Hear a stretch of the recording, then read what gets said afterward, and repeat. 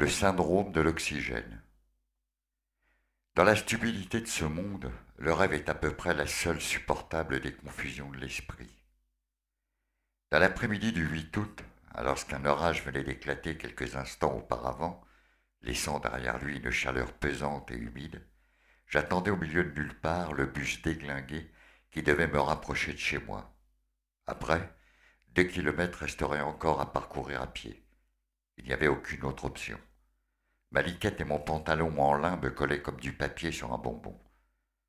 Je me suis alors dit, avec un sentiment de jouissance, que je me prendrais une putain de douche en arrivant. Pour l'heure, voilà 30 minutes que l'autre autocar m'avait jeté à l'arrêt, où je poireautais actuellement.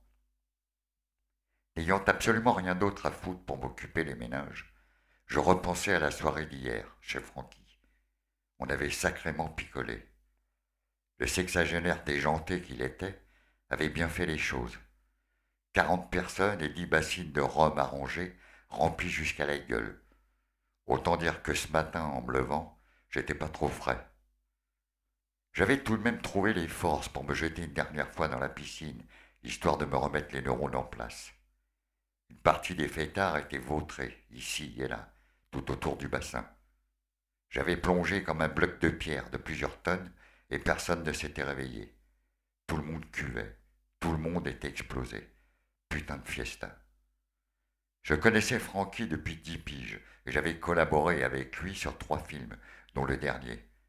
Un court-métrage en noir et blanc loufoque qui racontait l'histoire d'un amnésique dans un hosto. J'en avais composé la bande originale.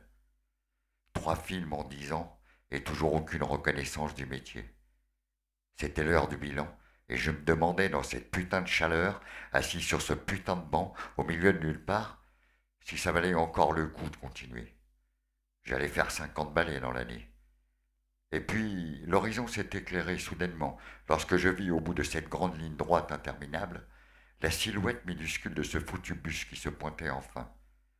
La douche suivrait et les pensées négatives finiraient bien par se barrer dans le siphon avec un peu de chance, que je me disais. J'ai laissé les volets fermés, ouvert toutes les fenêtres et me suis glissé sous l'eau froide comme prévu en arrivant. J'avais loué cette baraque pour 10 jours. Un peu cher, mais il y avait un quart de queue Steinway dans le salon. En sortant de la douche, serviette autour de la taille, je me suis servi un scotch, allumé une clope et me suis mis à jouer le thème du court-métrage. Je savais pas trop quoi en penser. J'ai bu une gorgée de Sky et j'ai tiré de ma tige une grosse bouffée de fumée blanche épaisse. De toute façon, maintenant, il était trop tard pour changer quoi que ce soit.